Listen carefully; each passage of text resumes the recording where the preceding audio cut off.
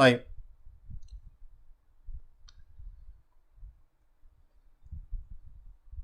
Okey. Maka hadis ini, hadis khairun nas qarni, sebaik-baik kurun adalah kurun aku, kata baginda Nabi SAW, kemudian generasi selepas mereka, dan kemudian generasi selepas mereka. Hadis ini dikeluarkan oleh Imam Bukhari dan juga Imam Muslim dalam kitab sahih mereka berdua lah. Dalam kitab sahih Imam Al-Bukhari rahimahullahu ta'ala, maka terdapat 8 tempat hadis ini dikeluarkan. Dalam kitab Syahadat, dalam kitab Fadail Sahabah, dalam kitab Ar-Riqaq, kitab Al-Aiman wan Nuzur. Dan Imam Muslim rahimahullahu ta'ala mengeluarkan hadis ini dalam kitab sahihnya pada 3 tempat, iaitu dalam kitab Fadail As-Sahabah, tentang kelebihan para sahabat Nabi sallallahu alaihi wa alihi wasallam. Dan Al-Imam An-Nawawi rahimahullahu ta'ala, Al-Imam An-Nawawi rahimahullahu ta'ala mensyarahkan hadis ini dengan menyebut bahawa menurut pandangan yang sahih, bahawa disebutkan anna qarnahu sallallahu alaihi wa alihi wasallam, kurun baginda Nabi sallallahu alaihi wasallam, maka ialah kurun ini sahabah. Dan yang keduanya thumma allazina yalunahum, kurun yang kedua qarnus tsani ialah kurun at-tabi'un, dan kurun yang ketiga thumma allazina yalunahum ialah kurun tabi'uhum, ini kurun para tabi'in.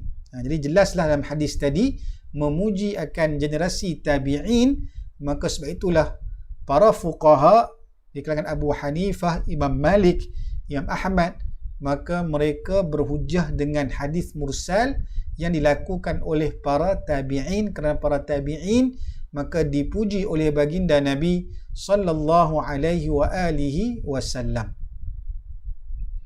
Keduanya pendapat ni hujah yang kedua yang mengatakan bahawa kenapa para fuqaha berhujah dengan hadis al-mursal ini, iaitu pendapat hujah yang kedua ialah para tabi'in yang mana yang menggugurkan sebutan para sahabat Nabi yang tak disebut dalam sanad hadis ini, maka barangkali mereka ini tabi'in yang melakukan mursal ataupun sebut mursil, tabi'in yang melakukan mursal ini disebut sebagai mursil, maka tabi'in yang mursil ini barangkali dia seorang yang adil, ataupun barangkali dia bukan di kalangan perawi yang adil.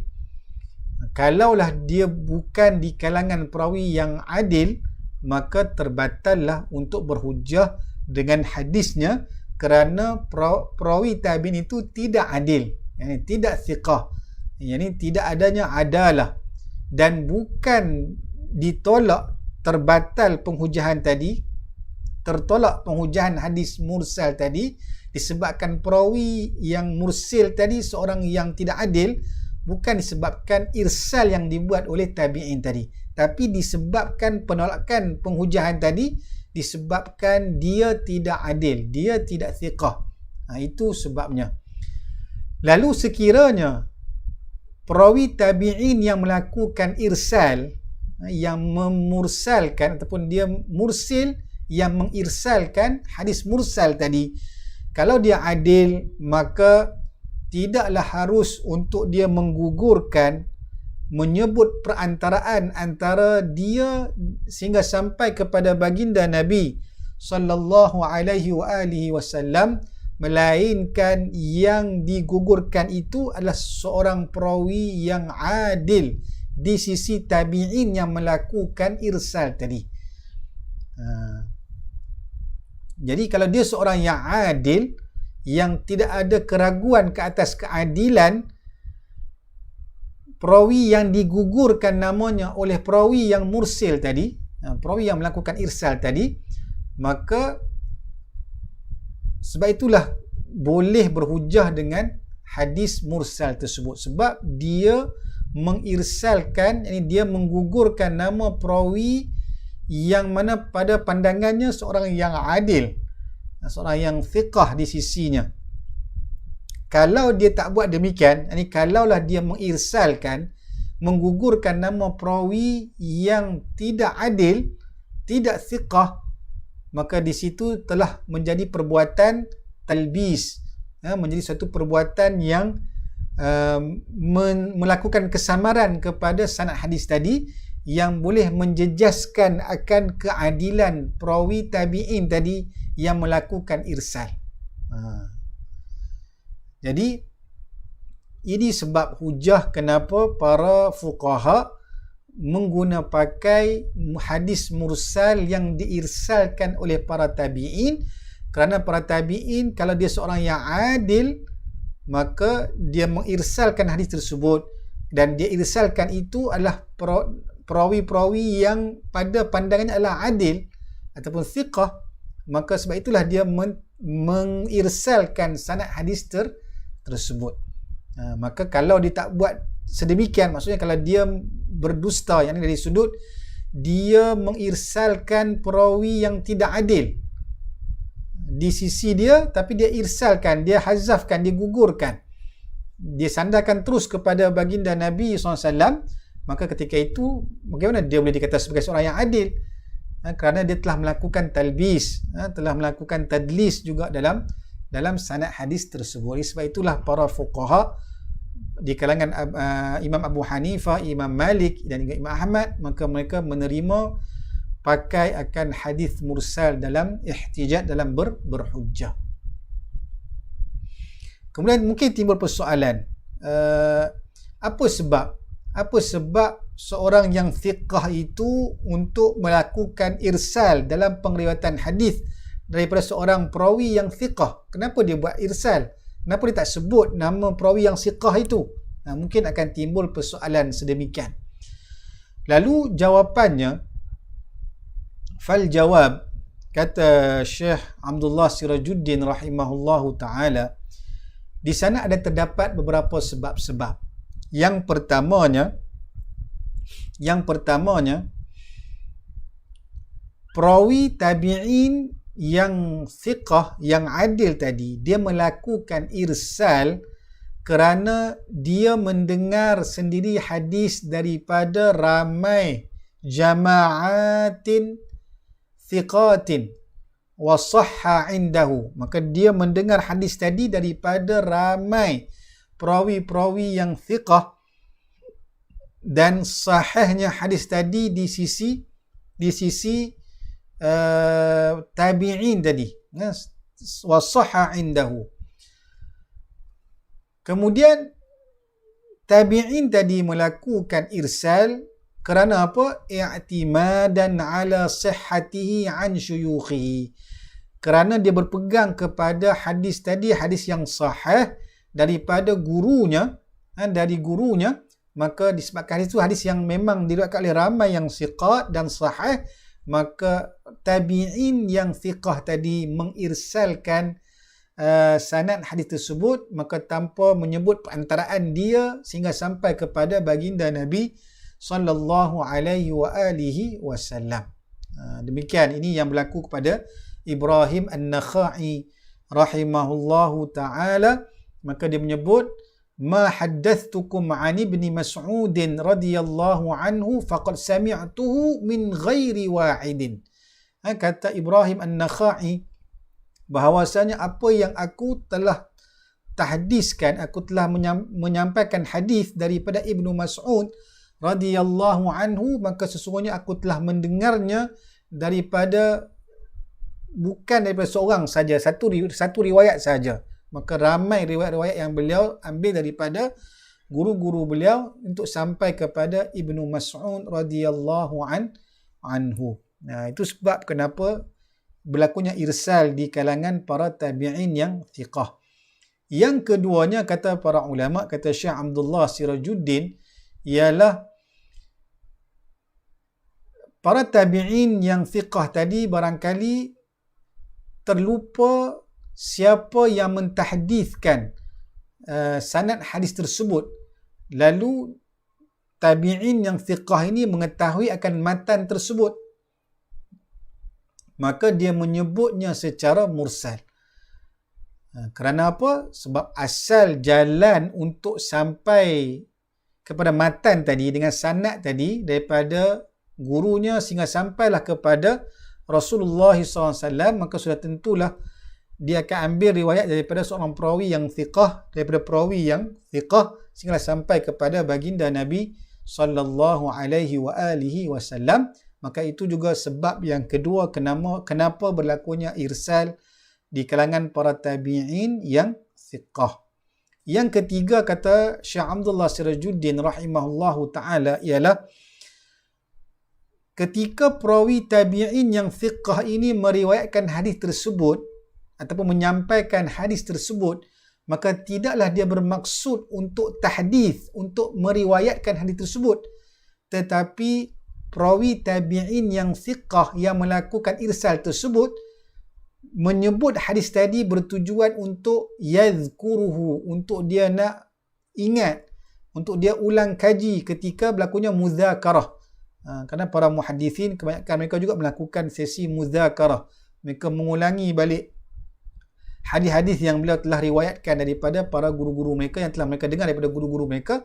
Akan adanya satu sesi muzakarah, maka disebutkan akan hadis tersebut, sanadnya daripada sampai kepada dia, dan terus disebut kepada qala an-nabiy sallallahu alaihi wa alihi wasallam. Sepatutnya ada lagi perantaraan antaranya, barangkali mungkin tabi'in yang kabir, kemudian sahabat Nabi, kemudian barulah kepada baginda Nabi sallallahu alaihi wasallam. Tapi disebabkan ketika itu bukanlah untuk mentahdits, tapi tujuan untuk muzakarah akan hadis tersebut, maka dilangkau sebutan perawi yang sepatutnya ada selepas dia untuk sampai kepada matan hadis tersebut. Maka sebab apa? Bukan untuk tahdits ketika muzakarah. Ataupun perawi yang thiqah tabi'in tadi yang melakukan irsal tadi, maka barangkali dia menyebut hadis tadi dari sudut fatwa. Dia sebut sanadnya sekian-sekian daripada dia, bahawa Nabi SAW telah bersabda. Dia tak sebut sanad seterusnya selepas dia itu, sepatutnya ada perantaraan antara dia sehingga sampai kepada baginda Nabi. Mungkin tabi'in kabir, mungkin juga sahabat Nabi sallallahu alaihi wa alihi wasallam, tapi tak disebutkan. Terus disebut akan hadis Nabi SAW, maka kerana tujuannya lah untuk memberikan fatwa ketika itu, bukannya untuk mentahdits. Maka sebab itulah disebutkan matan, bukannya disebut secara sanadnya secara penuh. Itu sebab kenapa berlakunya irsal kepada hadis-hadis dalam hadis-hadis Nabi sallallahu alaihi wa alihi wasallam ini disebut oleh para ulama kepada kita. Baik. Jadi pendapat yang pertama tadi mengatakan bahawa pendapat para fuqaha di kalangan Imam Abu Hanifah, Imam Malik, Imam Ahmad bin Hanbal dan para pengikut-pengikut mereka, dan juga sebahagian para muhaddithin, dan juga pendapat juga sebahagian daripada ulama usul juga berpandangan bahawa yajuz, harus untuk berhujjah dengan hadis mursal ini. Dan kata Imam Nawawi rahimahullahu ta'ala dalam syarah kitab Muhadzab, Majmu' Syarah Muhadzab, maka Imam Ibnu Abdul Bar meletakkan qaid, ikatan terhadap penerimaan hadis mursal di sisi para fuqaha dalam mazhab Hanafi, Maliki dan juga Ahmad Hanbali, iaitu apa? Idza kana man arsalahu la yursil an ghairi thiqat. Diterima akan hadis mursal sekiranya mursil tadi tidaklah melakukan irsal melainkan daripada perawi-perawi yang thiqat sahaja.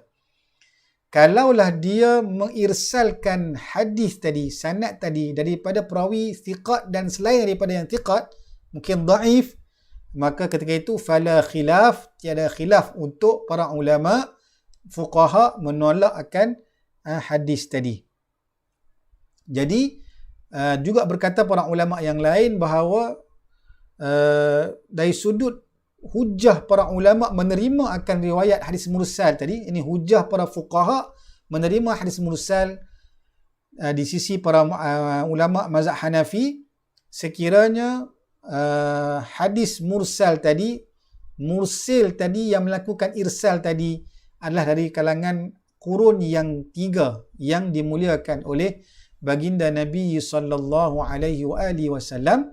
Adapun kurun selepas itu maka tidak diperakui oleh baginda Nabi, kerana selepas itu akan berlakunya banyak pendustaan dan penipuan kepada hadis-hadis Nabi sallallahu alaihi wasallam. Maka terdapat hadis yang disebutkan oleh Imam Nasa'i dalam kitab sunannya tentang perkara tersebut.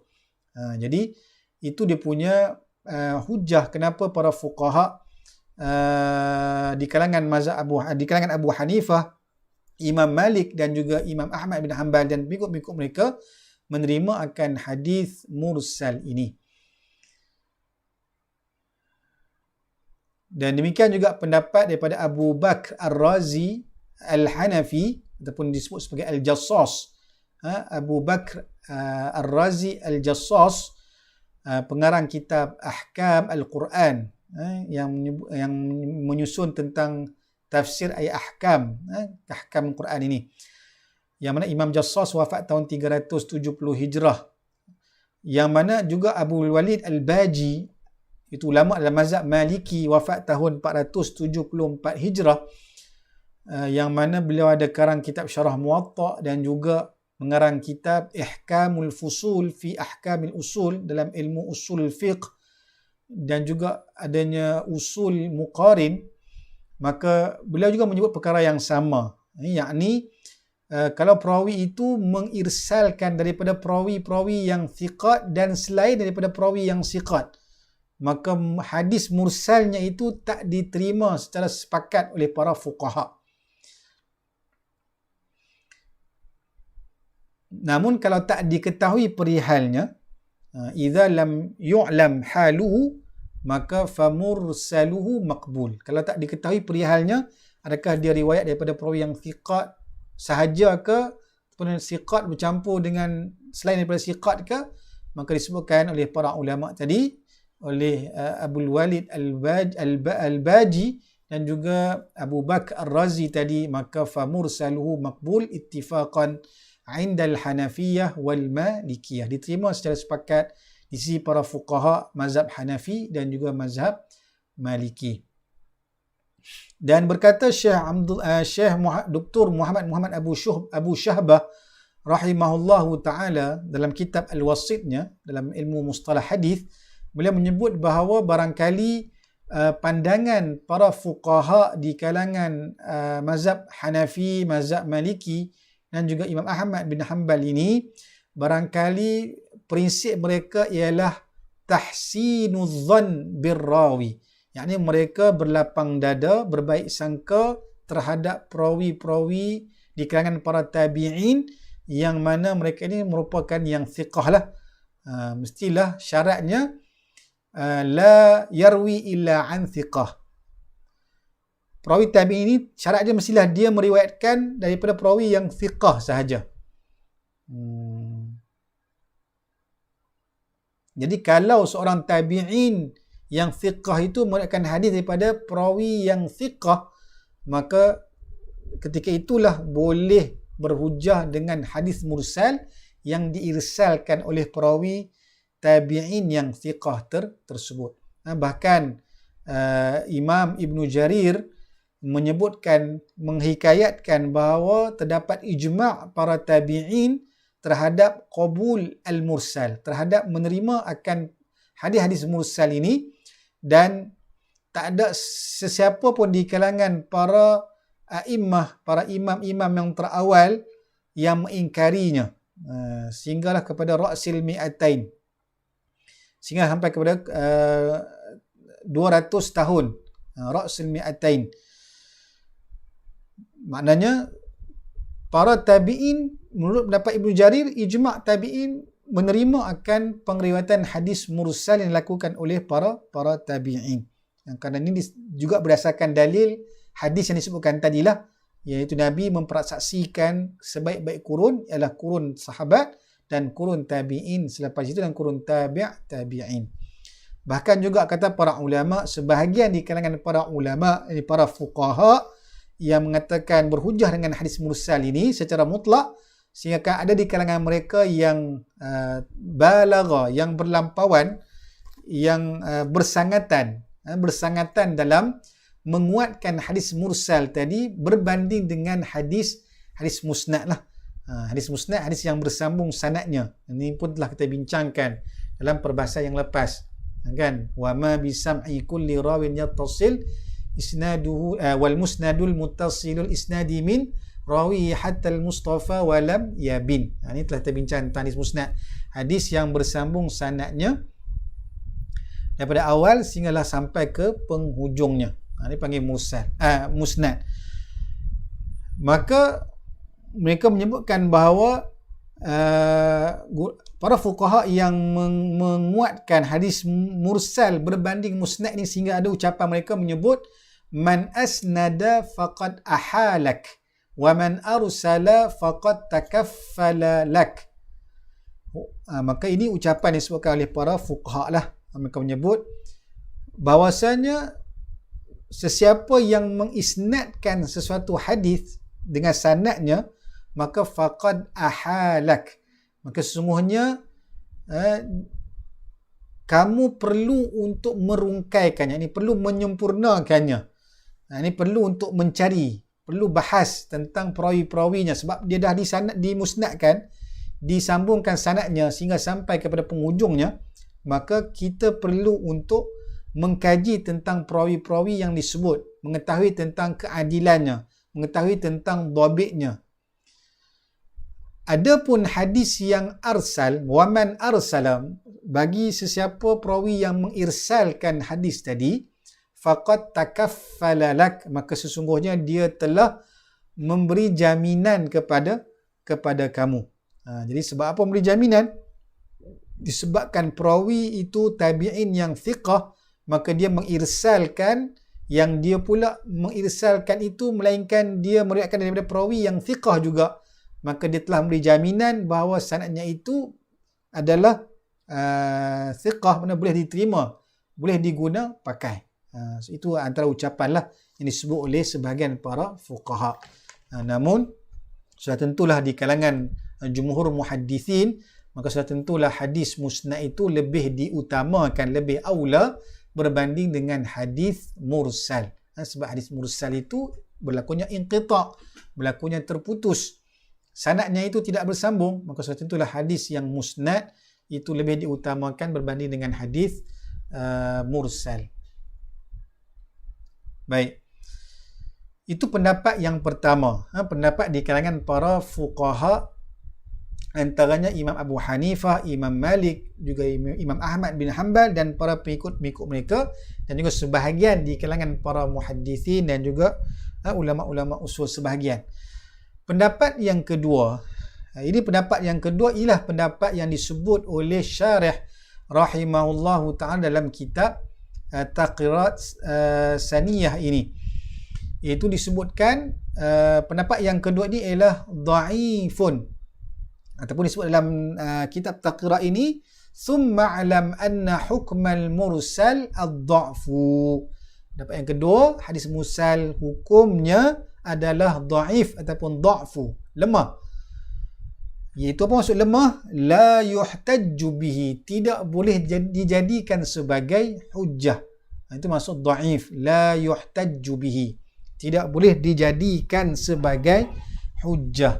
Bahkan kata Syekh Muhammad Awamah hafizahullahu ta'ala dalam tahqiq beliau pada kitab Tadribur Rawi, beliau menyebut apa maksud la yuhtajju bihi, apa maksud hadis itu lemah, maka tidak boleh dijadikan sebagai hujjah.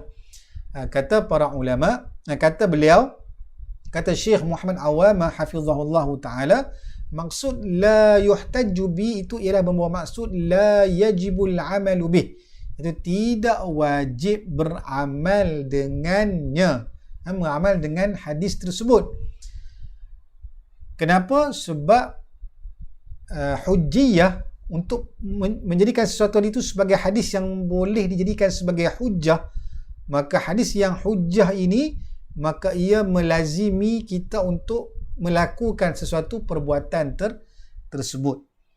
Maka untuk menjadikan satu hadis itu hadis yang adanya ihtijaj ataupun adanya hujjiyah, yasluh, boleh dijadikan sebagai hujjah, maka ia hanya boleh dilakukan pada hadis yang berstatus sahih dan juga hasan. Adapun dhaif, hadis yang lemah, hadis yang dhaif ini, maka fala yajibul amal bih, tidak wajib beramal dengannya. Ini maksud la yuhtajju bihi, tidak wajib beramal dengannya. Kenapa? Sebab bila dia lemah, maka dia telah terkeluar daripada daerah wujub, daripada ruang lingkup kewajipan. Bila dia dhaif, maka dia telah keluar daripada ruang lingkup kewajipan, maka dia pergi kepada ruang lingkup jawaz ataupun al-istihbab. Maka boleh untuk menjadi harus nak guna ataupun juga istihbab. Barangkali boleh digalakkan untuk menggunakannya. Ini maksud yang disebutkan oleh Syekh Muhammad Awamah hafizahullahu ta'ala. Bukan maksudnya la yuhtajju itu dhaif, kita tolak setolak-tolaknya. Bukan tolak langsung tak boleh pakai, tapi la yajibul amal bih, tidak wajib beramal dengannya. Sebab apa nak wajib beramal dengannya? Mesti menggunakan pakai hadis sahih dan juga hadis hasan. Adapun hadis dhaif, maka dia terkeluar daripada ruang lingkup wajib kepada ruang lingkup harus, jawaz dan juga istihbab. Sebab itu nanti ada para ulama yang menggunakan hadis dhaif dalam berhujah dalam pandangan-pandangannya. Itu kita akan jumpa perbahasan nanti. Jadi ada para ulama menggunakan hadis dhaif dalam bab-bab tertentu. Bahkan Imam Ahmad bin Hanbal juga ada menggunakan hadis dhaif dalam pendapat-pendapatnya dalam fiqh. Maka ini menunjukkan bahawa maksud dhaif itu bukan ditolak sementah-mentahnya. Maka di situ ada neraca, ada mizan untuk menimbangkan hadis dhaif tersebut. Dan hadis dhaif bukan semuanya sama taraf. Telah kita bincang panjang perbahasan dalam kelas hadis dhaif tersebut. Boleh rujuk video tentang hadis dhaif. Baik. Kemudian disebutkan pendapat yang kedua ini yang disebutkan dalam kitab ini, thumma alam anna hukmal mursal ad-dha'fu 'inda aktsaril muhaddithin, maka di sisi kebanyakan para muhaddisin ataupun jamahir al-muhaddithin. Jamahir, jumhurlah, ramai di kalangan para muhaddithin berpegang dengan pendapat ini, maka la yuhtajju bi, tak boleh dijadikan sebagai hujjah bagi hadis mursal ini. Dan dimasukkan dengan muhaddithin, ulama-ulama yang berkecimpung dalam bidang hadis lah, yang terhimpun al-jami'un, yang terhimpun padanya akan ilmu-ilmu hadis riwayah, ilmu hadis dirayah, dan juga mengetahui tentang ma'rifatul ilal, mengetahui ilmu ilal yang terdapat dalam hadis. Ilmu ilal ni jamak kepada illah, iaitu illah ialah sebab yang tersembunyi, khafi, yang boleh menjejaskan akan kesahihan sesuatu hadis, sedangkan zahir nampak macam selamat daripada illah tadi, sedangkan ada sebab tersembunyi yang boleh menjejaskan akan kesahihan sesuatu hadis, itu dipanggil ilal. Dan para ulama ini juga di kalangan muhaddithin juga ada yang menyumbang kepada fiqhul hadis, namun kebanyakan para ulama-ulama hadis mereka akan banyak sibuk dengan kajian terhadap hadis berbanding dengan fiqh hadis tersebut. Maka disebutkan juga mereka ini sebagai juga fuqaha ahlul hadis, fuqaha ahlul hadis. Baik. Jadi kalau pendapat yang kedua ini, maka disebutkan dalam kitab Taqrib karangan Imam An-Nawawi rahimahullahu ta'ala, maka bukan sekadar hanya jamahir minal muhaddithin yang berpegang dengan pendapat kedua, yakni la yuhtajju bi, ataupun hadis mursal, hadis yang dhaif, hadis yang lemah, tak boleh dikatakan sebagai hujjah.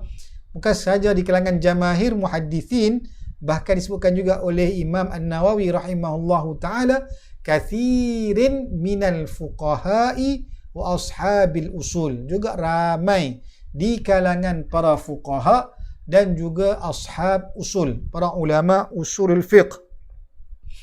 Dan ini juga sebagaimana disebutkan oleh Imam Muslim rahimahullahu ta'ala dalam muqaddimah sahihnya.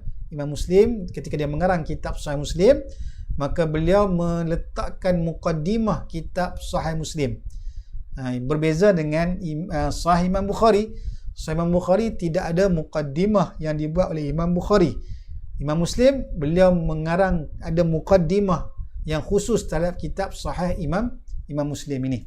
Maka beliau menyebut, Imam Muslim menyebut dalam muqaddimahnya, wal mursal minar riwayat fi asli qawlina wa qawli ahli ilmi bil akhbari laysa bihujjah.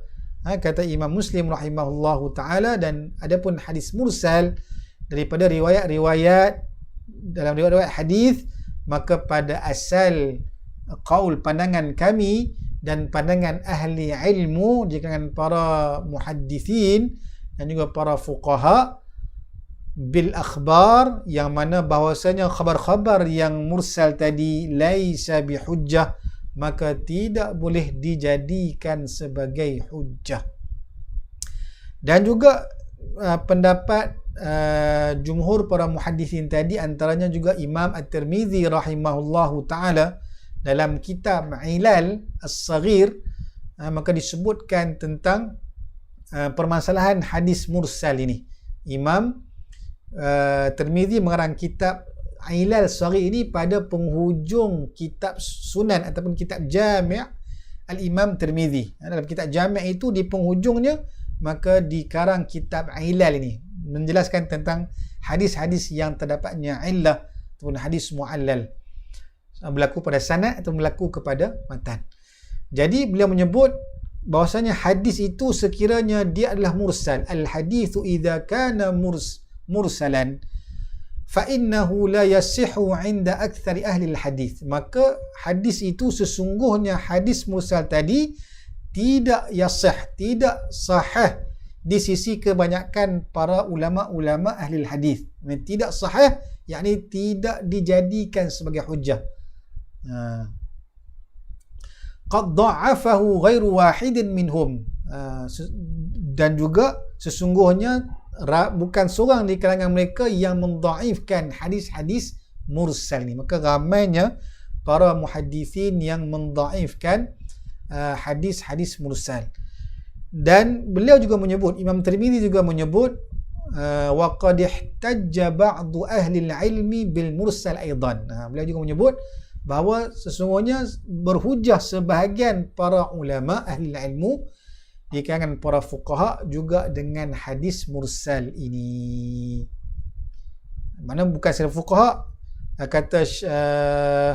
kata Syekh Muhammad Awam hafizahullah ta'ala, maksud ahlul ilmi yang disebut oleh Imam Tirmizi ini bukan semata-mata fuqaha, tapi juga sebahagian ba'du ahli hadis juga yang berpegang dengan hadis mursal. Tapi kebanyakan para muhaddithin mereka tidak menjadikan hadis mursal sebagai hujjah.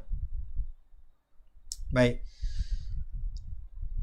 Qala asy-syarih rahimahullahu ta'ala wa minhumul imam Syafi'i. Okay, jadi jelas tadi ya. Makna bila sebut tadi tentang hukum hadis mursal, maka para ulama membahagikan kepada 3 pendapat. Pendapat yang pertama ialah pendapat yang mengatakan boleh menjadikan hadis mursal sebagai hujjah secara mutlak. Ini pendapat para fuqaha, Imam Abu Hanifah, Imam Malik dan juga Imam Ahmad dan pengikut-pengikut mereka di kalangan para fuqaha dan juga usuliyun. Yang kedua, pendapat jamahir muhaddithin ataupun akthar muhaddithin, yang mana mereka mengatakan tidak boleh berhujjah dengan hadis mursal. Tidak boleh berhujjah dengan hadis mursal. Nanti kita tengok apa sebabnya. Tidak boleh berhujjah dengan hadis mursal. Dan pendapat yang ketiga, maka ini pendapat yang disebut oleh Imam Asy-Syafi'i rahimahullahu ta'ala. Maka disebutkan oleh Syarih rahimahullahu ta'ala, wa minhum al-Imam Asy-Syafi'i. Maka seolah di sini mengatakan bahawa Imam Syafi'i juga berpandangan bahawa hadis mursal adalah dhaif, adalah lemah, seolah begitulah kalau disebutkan di sini, yang mana syarih menyebutkan perkara ini kerana mengikut akan apa yang disebutkan oleh Al-Imam An-Nawawi rahimahullahu ta'ala dalam kitab Taqribnya, yang menyebut hadis tentang Al-Mursal hadithun dha'ifun 'inda jamaahiril muhaddithin wasyafi'i wa kathirin minal fuqaha'i wa ashabil usul. Itu matan dalam kitab Taqrib An-Nawawi rahimahullahu ta'ala. Maka seolah-olah syarih mengikut akan apa yang dikarang oleh Al-Imam An-Nawawi rahimahullahu ta'ala, yang mana Al-Imam Syafi'i pada hakikatnya ada pendapatnya yang tersendiri terhadap hukum hadis mursal ini.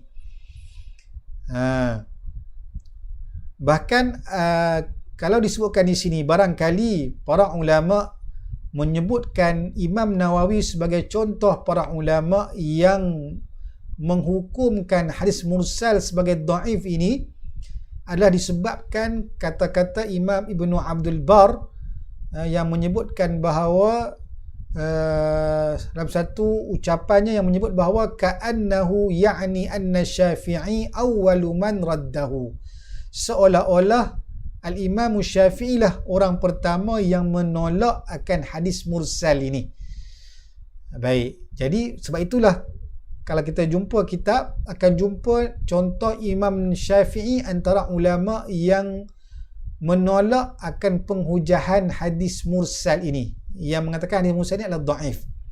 Sedangkan hakikatnya Imam Syafi'i rahimahullahu ta'ala mempunyai pandangannya yang sedikit berbeza dengan dua pandangan yang disebutkan terawal tadi. Pandangan pertama menerima secara mutlak, pandangan yang kedua menolak secara mutlak, yang ketiga ialah pandangan Imam Syafi'i rahimahullahu ta'ala yang mana dia mentafsilkan. Kalau ada hadis mursal itu ada syarat yang mencukupi, maka boleh dijadikan sebagai hujjah. Kalau tidak mencukupi, maka barulah dia ditolak. Ini pendapat yang ketiga yang disebutkan oleh para ulama. Sebab itulah Syekh Muhammad Awamah rahimahullah hafizahullahu taala menyebutkan dalam tahqiq beliau dalam kitab Tadribur Rawi tentang permasalahan ini, bahawasanya maksud Imam Syafi'i antara ulama pertama yang menolak akan pengriwayatan hadis mursal ini bukanlah maksud menolaknya dijadikan sebagai hujjah, tetapi orang pertama yang membahaskan tentang hadis mursal ini, yang bahatha wa naqasha, yang membahaskan, yang membincangkan, kemudian membuatkan kaedah-kaedahnya, mentakrirkan, maka dialah di kalangan ulama yang pertama yang menyebutnya dalam kitab Ar-Risalah. Imam Syafi'i mengarang kitab Risalah. Beliau menyebut tentang pandangan beliau terhadap hadis mursal, yang lebih-lebih lagi kalau mursal itu di kalangan kibarut tabi'in, maka mencukupi syarat tertentu, maka barulah boleh dijadikan sebagai hujjah. Jadi ini yang disebutkan oleh para ulama. Maksud apa Imam Syafi'i ini menolak hadis mursal ini bukan menolak secara mutlak, tetapi ada syarat-syaratnya yang telah ditetapkan oleh beliau, yang beliau sebutkan dalam kitab Ar-Risalah yang nanti kita akan sebutkan sebentar lagi. Jadi di sini maka pandangan yang ketiga, itu pandangan Imam Syafi'i sebenarnya ialah tafsil, memperincikan pandangan yang pertama dan pandangan yang kedua, iaitu apa?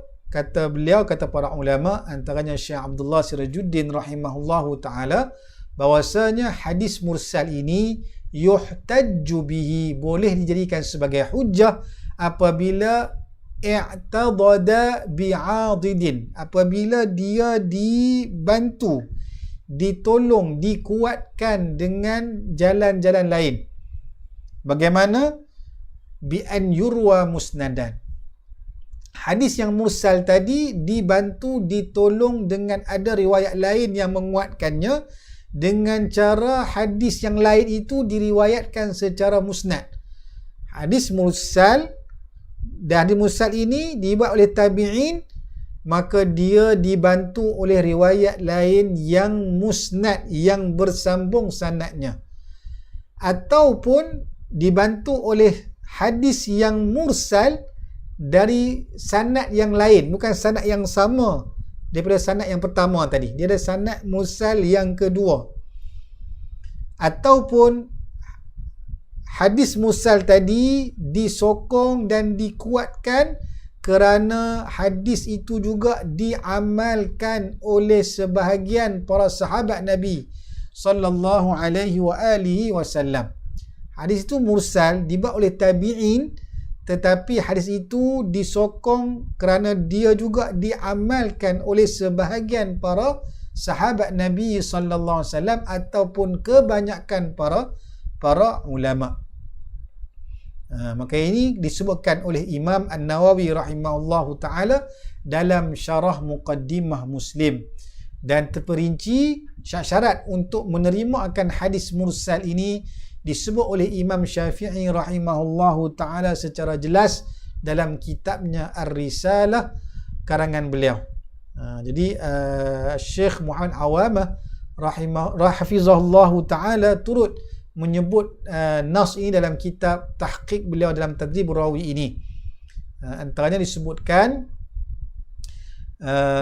qal rahimahullah, berkata Imam Syafi'i rahimahullahu ta'ala, man syahada as-sahabata, barang siapa yang melihat, menyaksikan akan para sahabat Nabi SAW, minat tabi'in, setelah tabi'in mereka melihat, menyaksikan para sahabat Nabi sallallahu alaihi wa alihi wasallam, farawa hadithan, lalu dia meriwayatkan hadis daripada Nabi sallallahu alaihi wa alihi wasallam. Maksudnya tabi'in ini dia bertemu dengan sahabat, tetapi tabi'in ini meriwayatkan hadis anin Nabi, meriwayatkan hadis daripada Nabi terus.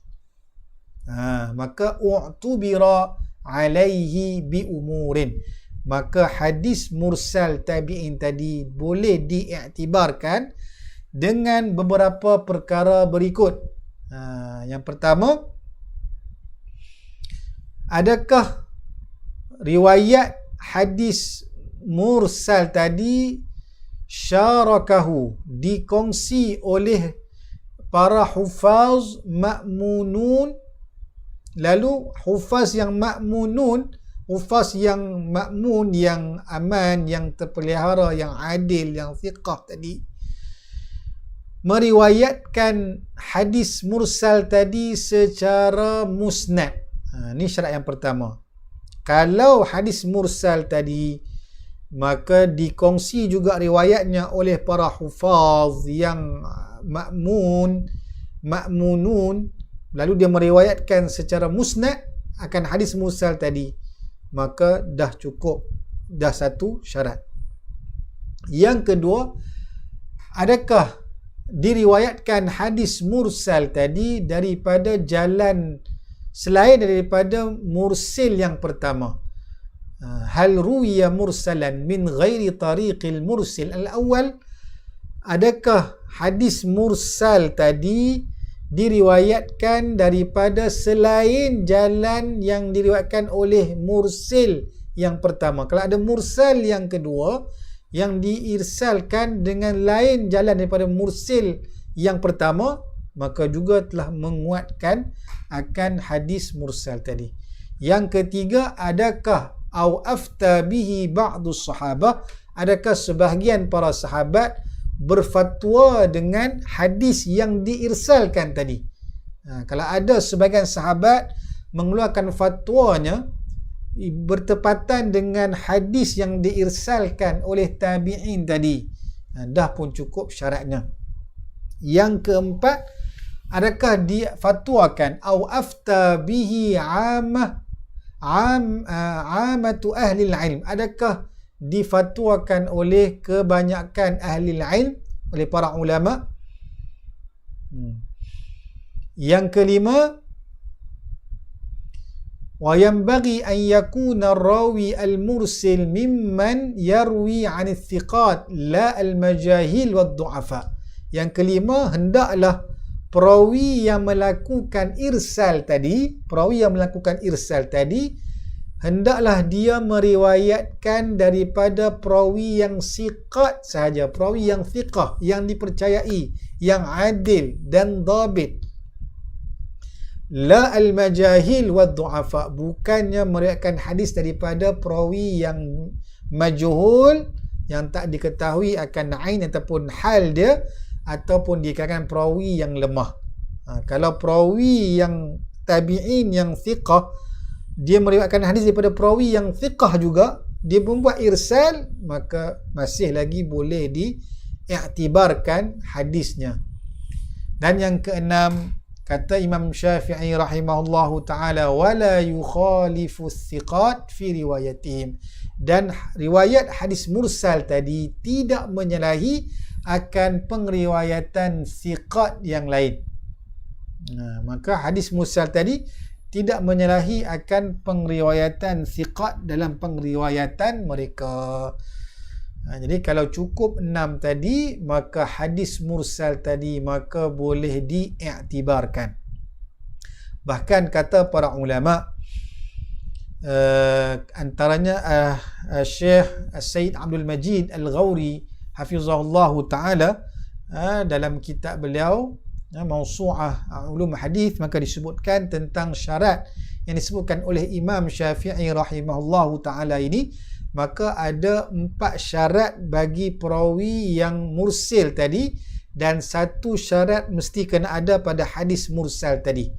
Jadi seolah macam ada 5 lah. 4 syarat kena ada pada perawi yang mursil, 1 syarat mesti kena ada pada hadis mursal yang diriwayatkan tadi.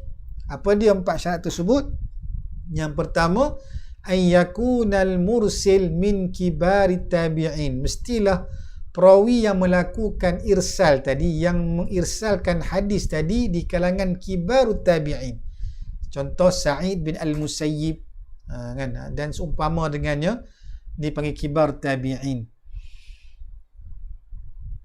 Kalau sigar tabi'in di kalangan Imam Zuhri, kan, maka tak diterima mursal tersebut, sebab dia diirsalkan, dimursilkan oleh sigar at-tabi'in. Yang kedua, apabila idza samma man arsala anhu samma thiqatan. Kalau perawi yang melakukan irsal tadi, kalau dia riwayat, dia menamakan perawi yang dia dengar riwayat tadi, kalau dia namakan itu memang semua nama-nama yang thiqah, maka cukup syarat yang kedua. Syarat bagi mursil, syarat bagi orang yang hendak melakukan irsal tadi. Pertama, kibarut tabi'in. Yang kedua, mestilah diriwayatkan daripada perawi yang thiqah. Yang ketiga, apabila berkongsi para hufaz al-ma'munun akan riwayat hadis tadi, dan riwayat mursal tadi, iaitu mursil tadi, tidak menyanggahi akan para hufaz al-ma'munun tadi. Itu yang ketiga. Yang keempat, inilah yang perlu disertai, yang perlu ada pada hadis mursal tadi. Apa dia? Salah satu kena ada. Salah satu syarat daripada 3 ni kena ada dalam hadis mursal tadi. Maknanya keempat syarat lah. Ada 4 syarat.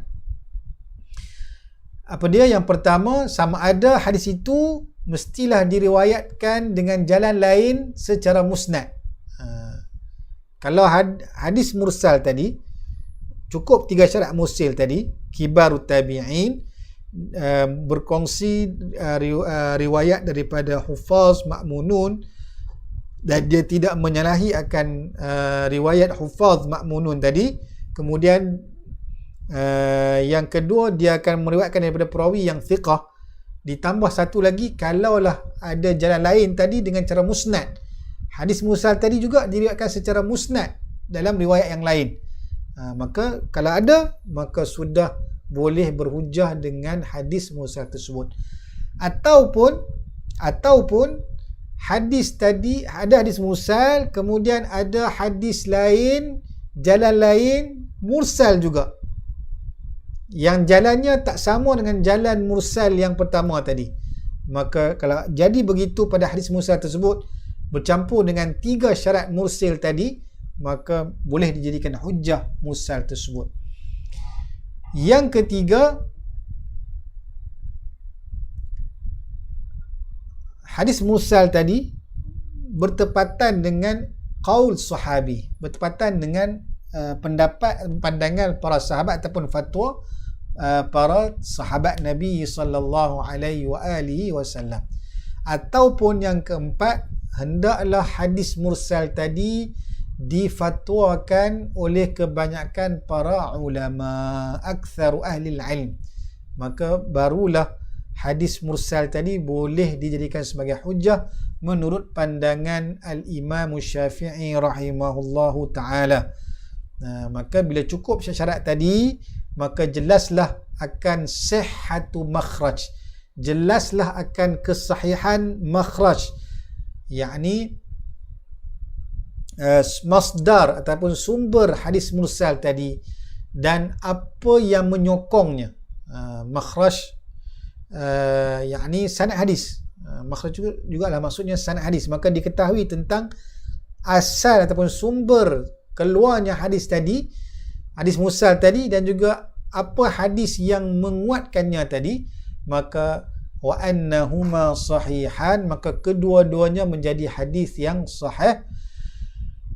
Menjadi hadis yang sahih lah, sebab asalnya dia mursal, kemudian ada musnad yang menyokongnya, maka kedua-duanya menjadi sahih. Kalaulah ada riwayat sahih lain, satu riwayat sahih lain yang menyanggahi akan dua riwayat tadi, satu riwayat mursal sahih, musnad sahih tadi, maka bagaimana nak buat? Kata para ulama, rajahnahuma alaihi bita'addudi turuq idza ta'azzara al-jam' bainahuma. Kalau bertembung antara satu riwayat hadis sahih dengan dua riwayat,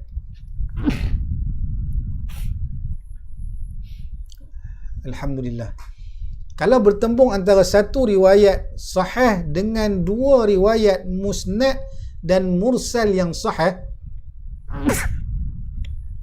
alhamdulillah, maka kata para ulama, rajahnahuma, ditarjihkan kedua-dua riwayat musnad dengan mursal yang sahih tadi berbanding dengan hadis yang riwayat satu yang sahih tadi, kalau tak boleh nak dijamakkan kedua-dua riwayat ini, kata para ulama kepada kita. Ini kata Syekh Said Abdul Majid Al-Ghawri hafizahullahu ta'ala.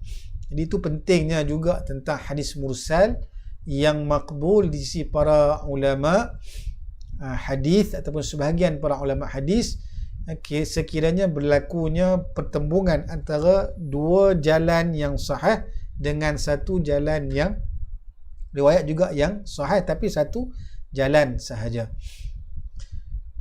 Baik, kalau nak tengok lagi di sana ada contoh manhaj Imam Syafi'i rahimahullahu ta'ala dalam menerima akan hadis mursal. Antaranya ialah riwayat Imam Syafi'i rahimahullahu ta'ala dalam hadis daripada hadis Imam Malik bin Anas, guru beliau Imam Malik, ambil daripada Abi Hazim, ambil daripada Sa'id bin Al-Musayyib ataupun Al-Musayyab, boleh baca dua, bahawasanya Rasulullah SAW telah melarang, naha an bai'il gharar, Nabi telah melarang untuk jual beli yang adanya gharar, adanya penipuan dalam jual beli. Dan Imam Syafi'i berhujjah dengan hadis mursal ini, mursal daripada Sa'id bin Al-Musayyib ataupun Sa'id bin Al-Musayyab. Lalu kata para ulama, hadis ini hadis yang mursal. Kalau kita lihat, dia ada hadis mursal. Walau bagaimanapun, hadis ini sabit musnad daripada hadis Ubaidillah bin Umar yang ambil daripada Abi Zinad, yang Abi Zinad ambil daripada Al-A'raj, Al-A'raj ambil daripada Abi Hurairah radhiyallahu an. Jadi dalam riwayat lain, maka ada riwayat lain yang musnad sampai kepada Abi Hurairah. Kalau tadi yang pertama tadi disebutkan Imam Syafi'i riwayatkan sehingga sampai kepada Sa'id bin Musayyab, terus bahawa Rasulullah SAW telah melarang untuk jual beli yang ada gharar. Tapi ada riwayat lain daripada Abi Hurairah yang musnad. Lalu hadis musnad tadi menguatkan akan hadis mursal Ibnul Musayyab tadi, atau Musayyib, maka jadilah hadis mursal tadi mursal sahih, annahu mursalun sahih. Dan Imam Syafi'i rahimahullahu ta'ala berhujjah dengan hadis mursal tadi. Itu contoh bagaimana hadis mursal yang dipegang oleh Al-Imam Syafi'i rahimahullahu ta'ala, yang mana dia mengikut syarat-syarat yang telah disebutkan tadi oleh Imam Asy-Syafi'i rahimahullahu ta'ala. Dan mungkin juga timbul persoalan.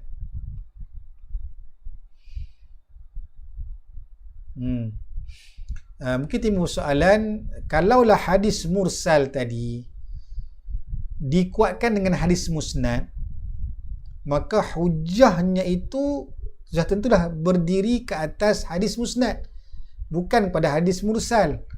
Maka apa faedah dengan hadis mursal tadi? Kalau hadis mursal tadi berlakunya inqita' kerana tak disebutkan perawi antara tabi'in sehingga sampai kepada Nabi, dan kemudian ada musnad yang bersambung sanadnya sehingga sampai kepada Nabi, maka mursal tadi dikuatkan dengan musnad. Jadi musnad inilah yang menjadi tonggak kekuatan dalam riwayat tadi. Maka apa faedah diketahui dengan mursal tadi? Dan kata para ulama, maka dengan musnad tadi maka dapatlah dijelaskan tentang sahihnya hadis mursal tadi. Maka disebabkan itulah, maka kedua-dua riwayat musnad dan mursal tadi menjadi hadisan sahihan, menjadi dua hadis yang sahih. Jadi bila kata mursal ini hukumnya menjadi sahih disebabkan ada musnad yang sahih, maka mursal pun menjadi mursal yang sahih. Mursal yang sahih. Maka musnad dan mursal tadi kedua-dua menjadi dalil, menjadi dalilain, menjadi dua dalil.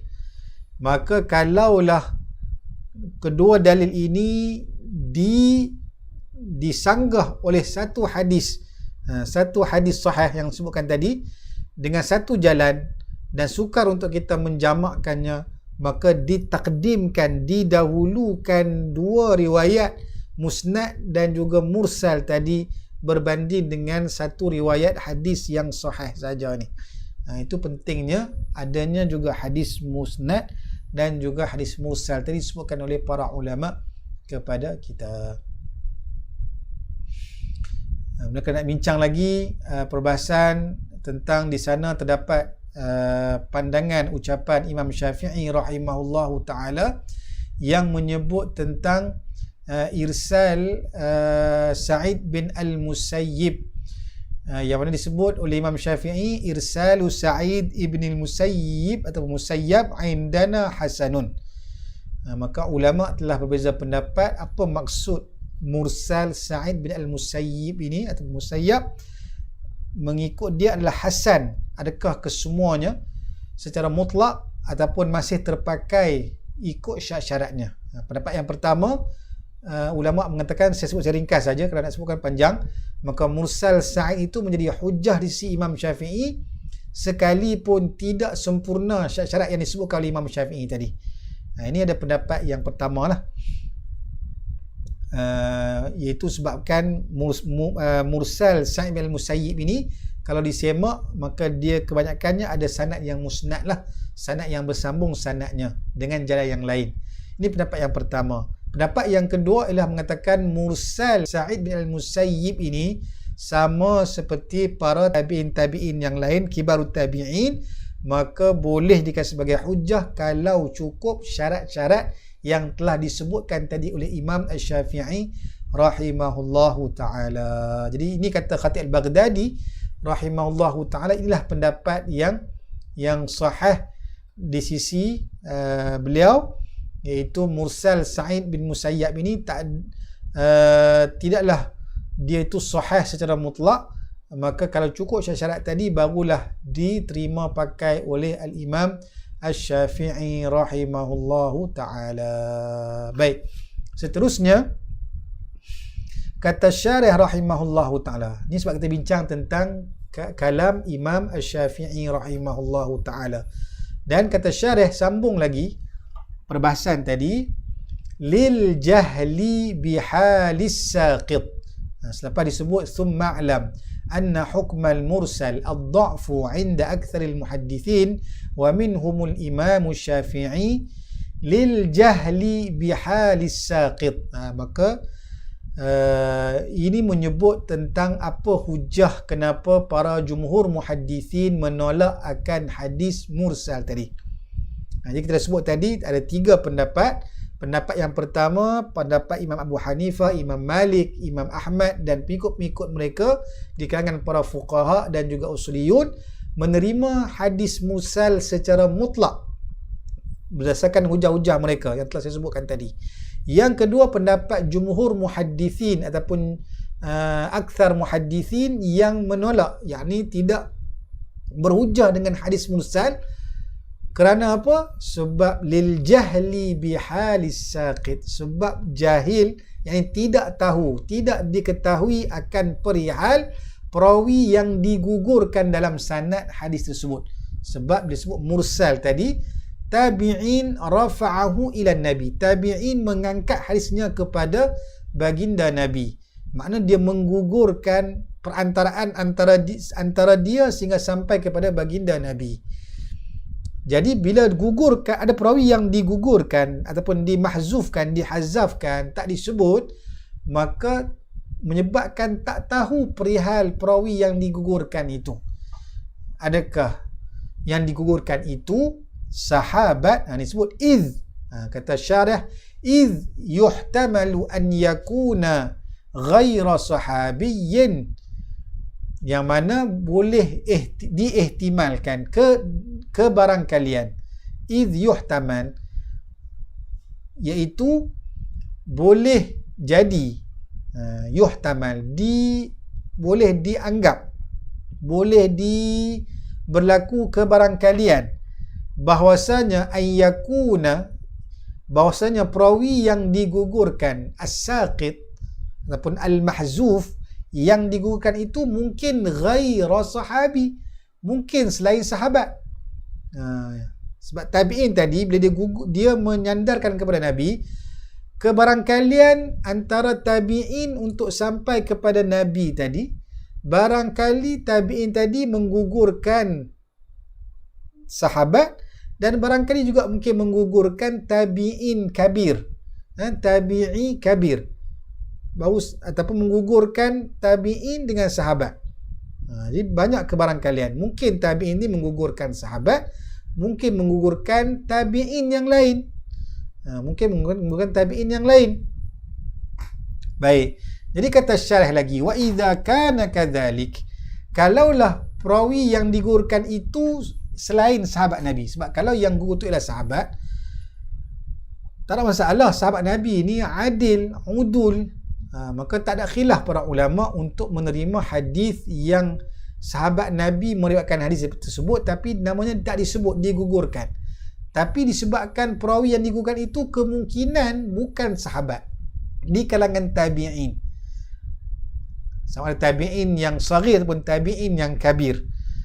Okay. Kalau tabi'in saghir, tabi'in yang kabir, maka kata syarih, fayuhtamalu an yakuna dha'ifan, maka diihtimalkan, boleh dianggap, boleh jadi, boleh kebarangkalian boleh terjadi bahawa tabi'in yang digugurkan itu dha'if, mungkin thiqah, mungkin dha'if, an yakuna dha'ifan wa an yakuna thiqatan.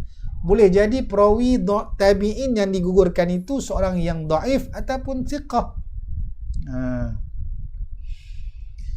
Baik, kalaulah yang digugurkan itu wa bi taqdiri kaunihi thiqatan. Dia kata syarah lagi, kalaulah takdir yang digugurkan tabi'in itu ialah tabi'in yang thiqah, maka ihtimal lagi, boleh ada kebarangkalian lagi, yuhtamalu annahu rawa an tabi'iyyin aidan, boleh jadi yang digugurkan tabi'in yang pertama ini dia seorang yang thiqah, okey, boleh jadi dia juga meriwayatkan daripada tabi'in yang lain, bukan sahabat. Mungkin dia mendengar daripada tabi'in, bukan dia mendengar daripada sahabat. Wa yuhtamalu annahu dha'if, dan juga boleh ihtimal yang tabi'in yang didengar tadi ni seorang tabi'in yang mungkin dha'if dan mungkin juga siqah. Kalau dha'if memang dah tertolak, tapi kalau siqah sekalipun kemungkinan dia juga mendengar hadis daripada tabi'in yang lain pula. Ni yang disebutkan oleh syarih rahimahullahu ta'ala, ila ma la nihayata lahu aqla, yang tidak ada penghujungnya dari segi akal. Dari segi akal boleh jadi tak perawi yang digugurkan itu dia dengar daripada tabi'in pertama, boleh jadi. Tabi'in yang pertama ni boleh jadi tak dia mendengar daripada tabi'in yang kedua pula, boleh jadi. Tabi'in yang kedua ni boleh tak didengar daripada tabi'in yang ketiga pula yang digugurkan tadi. Mana dah 3 orang perawi dah digugurkan tadi. Kan? Maka boleh jadi dari segi akal, maka boleh jadi yang digugurkan itu kesemuanya di kalangan tabi'in, bukan juga di kalangan para sahabat Nabi sallallahu alaihi wasallam. Maka dari segi tajwiz al-aql, maksudnya boleh berlaku berbilang-bilang. Kalau nak dipikir dari segi logik akal, nama perawi yang digugurkan itu barangkali mungkin bukan seorang, mungkin lebih daripada seorang yang digugurkan oleh tabi'in yang mengirsalkan sehingga sampai kepada baginda Nabi sallallahu alaihi wasallam. Sebab itulah kata syarih rahimahullahu taala, wa ila sittatin aw sab'atin istiqra'an, yang mana boleh juga sampai kepada 6 atau 7 secara istiqra'. Maksudnya bilangan berulang-ulang tadi, perawi yang melakukan irsal tadi, maka dia menggugurkan perawi yang thiqah ataupun dhaif tadi, yang mana perawi yang thiqah tadi di kalangan tabi'in mungkin juga mereka daripada tabi'in juga yang mungkin thiqah, kemudian tabi'in yang thiqah tadi juga mungkin mereka daripada tabi'in thiqah yang lain, maka boleh pergi sampai kepada 6 ataupun 7 perawi secara istiqra'. Ini dibuat oleh para ulama, iaitu apa? Kata beliau, kata syarih rahimahullahu ta'ala, idh huwa aktharu ma wujida min riwayati tabi'in ba'dihim an ba'din. Istiqra' ni maksudnya para ulama telah memeriksa ke semua riwayat-riwayat para tabi'in. Maka bila diperiksa, tabi'in ni boleh kebarangkalian diriwayatkan daripada tabi'in sampai kepada 6 ataupun 7 tabaqah, 7 perawi. Itu disebutkan oleh Imam Al-Hafiz Ibn Hajar dalam kitab Nuzhatun Nazar, syarah kepada Nukhbatul Fikar. Sebab itulah dipanggil istiqra' ni al-hukmu 'alal kulli bi amrin liwujudi hadzal amr fi aktsari ajza'ih, iaitu hukum ke atas satu perkara yang kulli, yang bersifat umum dengan sesuatu perkara disebabkan adanya perkara tersebut pada setiap juzuk-juzuknya. Jadi bila dikaji, maka pengriwayatan para tabi'in ini boleh pergi kepada 6 ataupun 7 tabaqah ataupun perawi di kalangan mereka. Itu disebutkan wa huwa idh huwa aktsaru ma wujida, inilah bilangan yang paling banyak yang terdapat pada pengriwayatan para tabi'in antara mereka sesama mereka. Sesama mereka ni boleh riwayatkan sehingga 6 ataupun 7 berdasarkan istiqra' yang disebutkan oleh Imam Al-Hafiz Ibnu Hajar Al-Asqalani rahimahullahu ta'ala. Baik, seterusnya misal al-mursal. Apakah contoh hadis mursal? Contoh hadis mursal apa yang diriwayatkan oleh Imam Malik. Ma rawahul Imam Malikin radhiyallahu anhu fi muwatta'ihi an Zaid bin Aslam an Atha ibn Yasar anna Rasulullah sallallahu alaihi wa alihi wasallam qala inna shiddatal harri min fayhi jahannam. Contohnya, kata syarih rahimahullahu ta'ala, contoh hadis mursal ialah apa yang diriwayatkan oleh Imam Malik rahimahullahu ta'ala, Imam Darul Hijrah masyhur. Imam Malik wafat tahun 179 Hijrah. Imam Darul Hijrah, alimul Madinah, orang yang alim di Madinah pada zamannya, Ra'sul Mutqinin, ketua di kalangan orang yang mutqinin, dan kabir al-mutathabbitin, kabirul musabbitin, di kalangan para perawi yang sabat. Maka Imam Malik rahimahullahu ta'ala, pengasas mazhab Maliki, ini Imam Malik rahimahullahu ta'ala, maka Imam Malik telah meriwayatkan dalam Muwatta'nya, kitab Muwatta', kitab yang masyhur karangan beliau, yang mana kitab Muwatta' ini dari segi lughah, dari segi bahasa bermaksud Muwatta' musahhal, sesuatu yang dipermudahkan, muhayya, sesuatu yang dipersiapkan, sesuatu yang dipersiapkan, disediakan.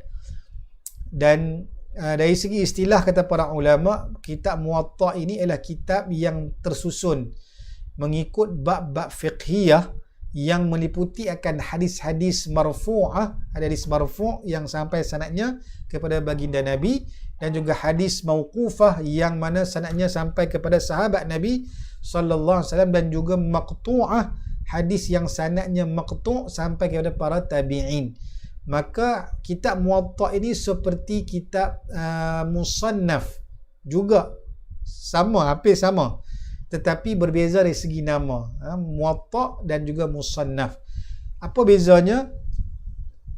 Dan demikian juga kitab Muwatta' juga berbeza,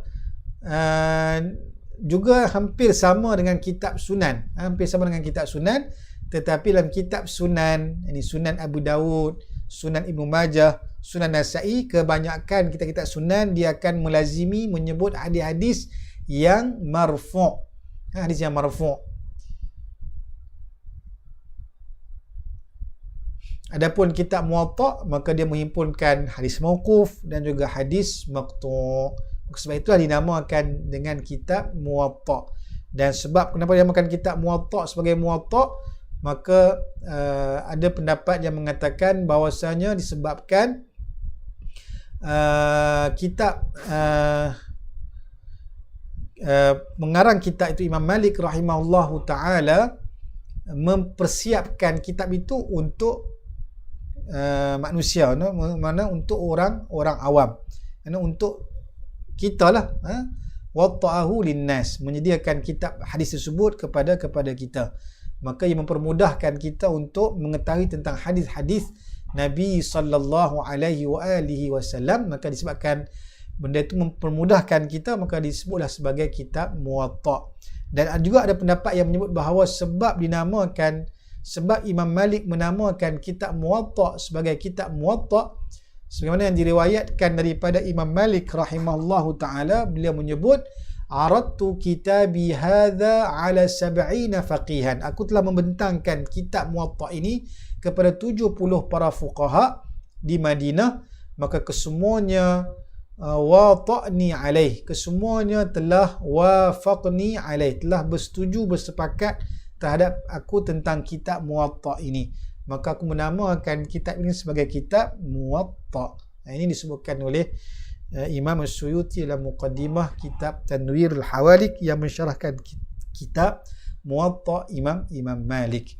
Baik, jadi dalam sanad hadis dalam kitab Muwatta' tadi, Imam Malik meriwayatkan daripada Zaid bin Aslam.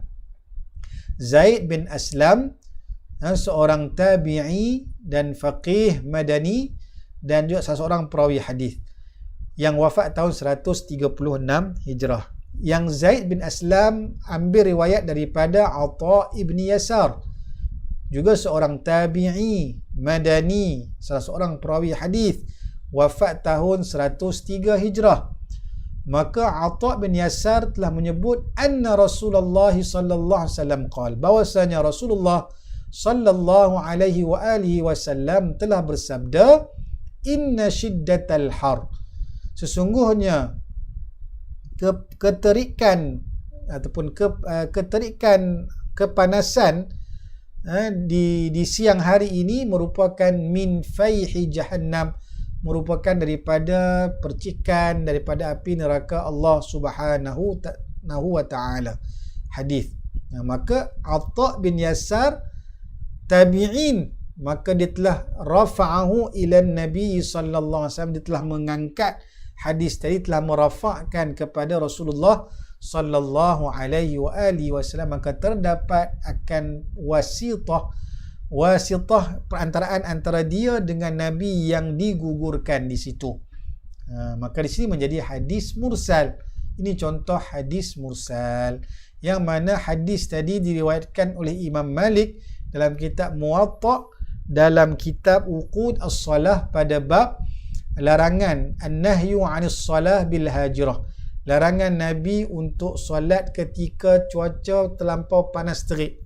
Maka Nabi suruh sejukkan, fa'abridu, maka sejukkanlah cuaca yang panas tadi dengan salah, dengan takhir, melewatkan sedikit solat zuhur. Ini apa yang disebutkan dalam hadis Nabi sallallahu alaihi wa alihi wasallam. Baik.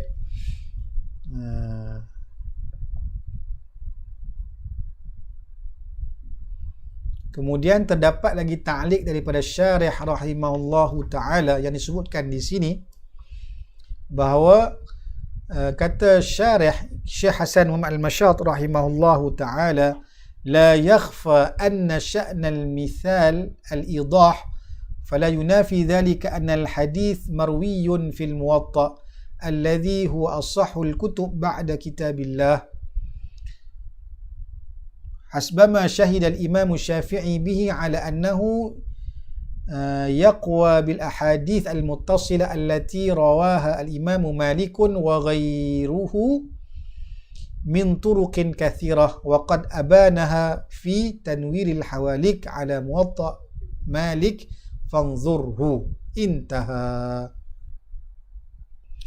Jadi kata syarih rahimahullahu ta'ala, maka tidaklah tersembunyi, la yakhfa, tidaklah tersembunyi tentang kedudukan contoh tadi secara jelas, maka tidak dinafikan bahawa hadis yang diriwayatkan dalam kitab Muwatta ini, yang mana kitab Muwatta antara as-sahhul kutub, antara kitab yang sahih selepas kitabullah, selepas Al-Quran, yakni sebelum kewujudan kitab Sahih Imam Bukhari dan juga Sahih Imam Muslim.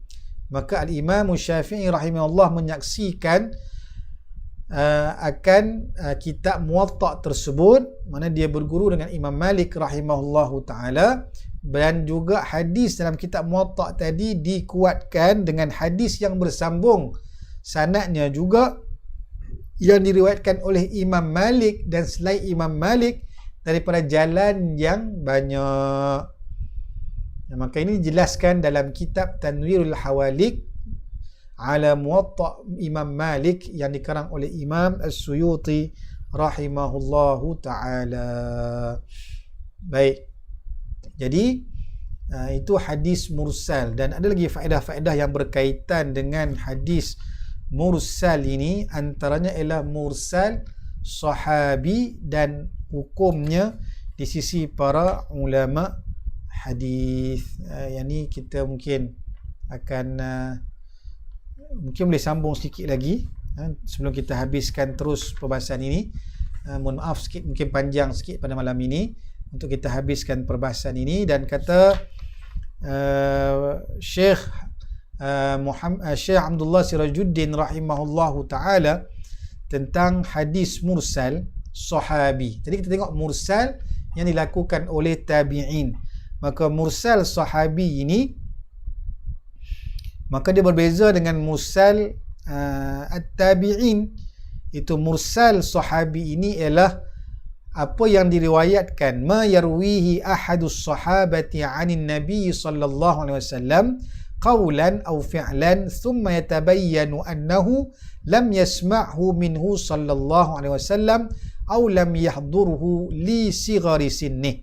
Jadi kata para ulama, hadis mursal sahabi ini ialah apa yang diriwayatkan oleh salah seorang sahabat daripada baginda Nabi sallallahu alaihi wasallam dari segi percakapan, dari segi perbuatan, kemudian telah jelas bahawasanya dia sendiri tidak mendengar daripada baginda Nabi sallallahu alaihi wasallam ataupun dia tidak menghadiri akan majlis ataupun peristiwa tersebut disebabkan mungkin usianya yang masih kecil. Maka sebenarnya dia meriwayatkan daripada sahabat Nabi yang lain. Tetapi dia telah mengirsalkan, telah melepaskan, telah menggugurkan sanad sahabat Nabi yang lain. Terus dia sahabat kepada baginda Nabi sallallahu alaihi wasallam. Contohnya ialah seperti riwayat Anas bin Malik, Ibnu Abbas radhiyallahu anhum terhadap hadis tentang terbelahnya bulan, insyiqaq al-qamar. Maka hadis tentang terbelah bulan ini, maka Sayyidina Anas bin Malik dan juga Abdullah ibnu Abbas tidak sempat tentang melihat, menyaksikan peristiwa tersebut. Sedangkan riwayat Ibnu Mas'ud, Huzaifah dan Jubair bin Mut'im radhiyallahu anhum, maka kesemua ini meriwayatnya muttasilah, bersambung, sebab mereka menyaksikan peristiwa tersebut. Tetapi riwayat Anas dan juga Ibnu Abbas sebenarnya mereka tidak menyaksikan. Maksudnya sebenarnya mereka mendengar daripada sahabat Nabi yang lain, tetapi mereka telah melakukan irsal kepada sahabat Nabi tadi, maka terus kepada baginda Nabi sallallahu alaihi wasallam. Dan demikian juga hadis riwayat daripada sahabat Nabi, daripada Nabi SAW ketika mana dia lewat masuk Islam, seolah-olah seperti dia masuk Islam ketika penghujung hayat Nabi SAW. Lalu dia meriwayatkan hadis yang berlaku pada zaman permulaan Islam. Sepatutnya dia mendengar daripada sahabat Nabi yang lain, dan dia dah lewat masuk Islam. Kemudian dia cerita pula tentang peristiwa ketika zaman permulaan dakwah Nabi SAW. Maka itu juga mursal sahabi. Maka sahabat telah melakukan irsal, telah menggugurkan nama riwayat lain yang mendengar peristiwa tersebut langsung daripada baginda Nabi sallallahu alaihi wasallam. Dan apa hukumnya? Kata para ulama, hukumnya jumhur para muhaddisin mengatakan marasil as-sahabah, mursal yang dilakukan oleh para sahabat Nabi SAW ini adalah mausulah, adalah bersambung. Sahihatun, sahih, yuhtajju biha, dan boleh dijadikan sebagai hujjah. Kenapa? Sebab kebanyakan pengriwayatan para sahabat Nabi ini, maka kesemua mereka adalah udul, kesemua sahabat Nabi adalah adil, thiqah. Maka tidak fala taqdah fihimul jahalah bi'ayani, maka tidaklah menjejaskan dalam pengriwayatan sahabat Nabi yang dimajhulkan, yang tak dinyatakan siapakah dia yang mendengar secara langsung daripada baginda Nabi. Jadi contoh tadi, Anas bin Malik meriwayatkan hadis tentang terbelah bulan, sedangkan Anas bin Malik tak mendengar langsung tidak melihat peristiwa tersebut secara langsung ketika itu. Sudah tentulah beliau meriwayatkan daripada sahabat Nabi, daripada Ibnu Mas'ud yang menyaksikan peristiwa tersebut. Tetapi Anas bin Malik tidak menyebut nama Ibnu Mas'ud, terus menyebut tentang peristiwa tersebut, seolah seperti beliau menyaksikan sendiri akan peristiwa tersebut. Maka itu adalah mursal. Tetapi mursal tersebut tidaklah mengapa, kerana sahabat semuanya adalah udul. Kalau tak disebutkan nama perawi sahabat lain yang meriwayatkan hadis tersebut, juga tidak mengapa. Sebab apa? Sebab juga sahabat Nabi, pengriwayatan mereka kepada selain sahabat, yakni kalau sahabat Nabi riwayat daripada tabi'in, maka bilangan itu sangat sedikit. Seorang sahabat Nabi meriwayatkan daripada tabi'in, jarang. Biasanya sahabat sudah tentu ada riwayat hadis daripada sahabat Nabi yang sezaman dengannya ataupun yang lebih berusia daripada mereka. Baik. Kalaulah sahabat itu meriwayatkan daripada tabi'in sekalipun, sudah tentulah sahabat akan menjelaskan yang dia meriwayatkan daripada tabi'in.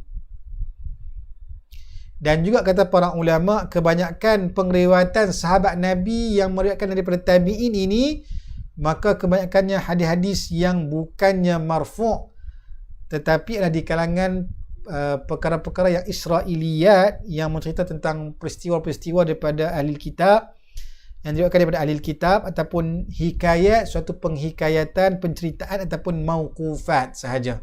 Jadi kebanyakan para sahabat memang dia akan ambil daripada sahabat Nabi sallallahu alaihi wa alihi wasallam. Jadi kalau dia menggugurkan perawi di kalangan sahabat Nabi lain pun tidak mengapa, sebab kesemuanya adalah udul dan kebanyakan riwayat mereka diambil daripada sahabat Nabi juga. Contohnya juga macam mana Sayyidina Umar bin Khattab, maka beliau akan saling bergantian dengan jirannya untuk mendengar hadis Nabi sallallahu alaihi wasallam.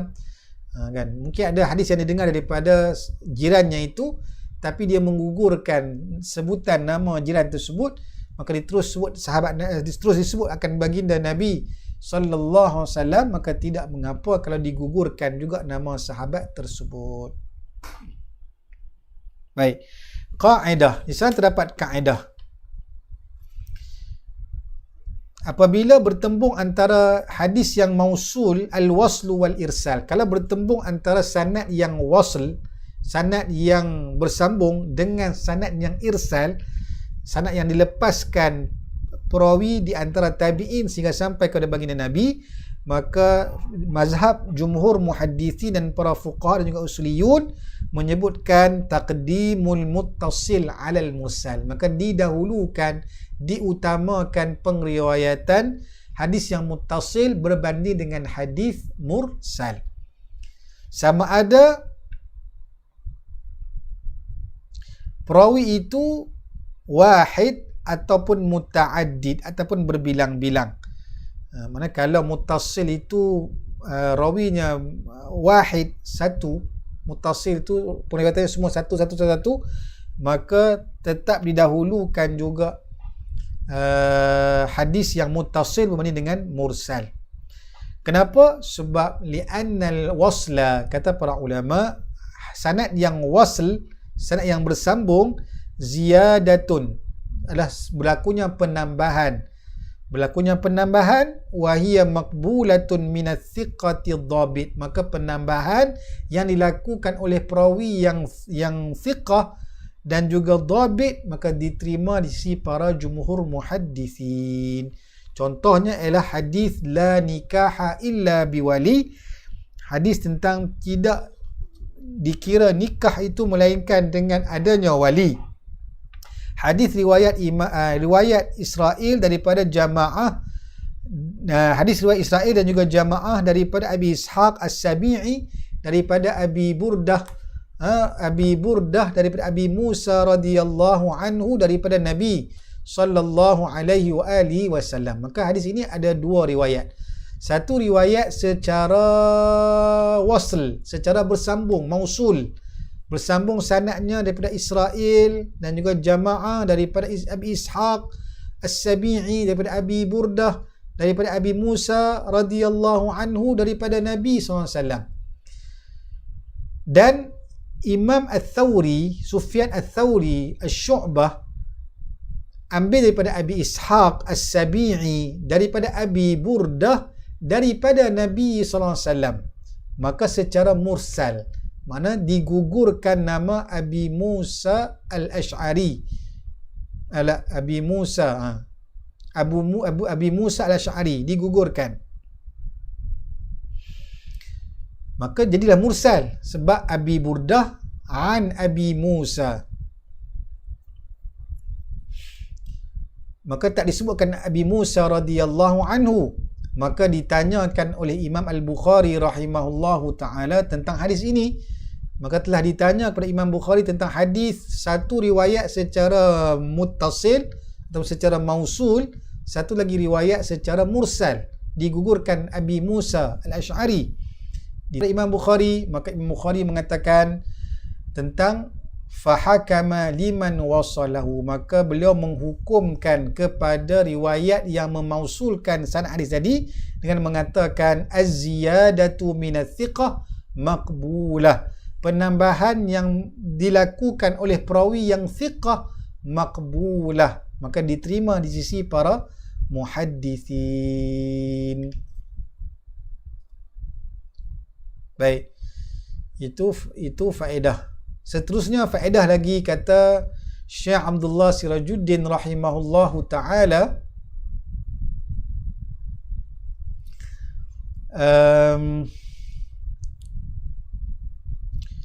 disebutkan dalam kitab Syarah Nukhbah, dalam Syarah Nukhbah ini disebutkan kebanyakan para muhaddithin membezakan antara hadis mursal dengan munqati'. Memang bezalah, para muhaddisin membezakan hadis mursal dengan munqati'. Hadis mursal ialah hadis yang mana para tabi'in merafa'kan kepada baginda Nabi sallallahu alaihi wasallam. Sedangkan hadis munqati' ialah hadis yang ma saqata minhu rawi qabla as-sahabi, hadis yang gugur padanya perawi sebelum sahabat Nabi sallallahu alaihi wasallam. Jadi itu para ulama hadis membezakan antara hadis mursal dengan munqati'. Mursal, tabi'in merafa'kan kepada baginda Nabi. Kalau hadis munqati', hadis yang gugur padanya perawi sebelum sahabat, mana mungkin tabi'in, mungkin tabi'in, dia jadi munqati', terputus sanadnya. Jadi perbezaan ini dari sudut menamakan hadis mursal dengan hadis munqati', maka di sana ada perbezaan di kalangan para muhaddithin. Namun kata Syekh Abdullah Sirajuddin rahimahullahu ta'ala, dari sudut isti'mal al-fi'li al-mushtaq min al-irsal wal-inqita', maka dari sudut menggunakan fi'il yang mushtaq daripada irsal dan juga inqita' ini, maka kebanyakan para muhaddithin menggunakan fi'il yang mushtaq daripada irsal ini pada hadis mursal dan munqati' dengan menggunakan fi'il yang sama. Mereka menggunakan arsalal hadis. Para ulama hadis akan menggunakan arsalal haditha fulanun. Si fulan telah mengirsalkan hadis.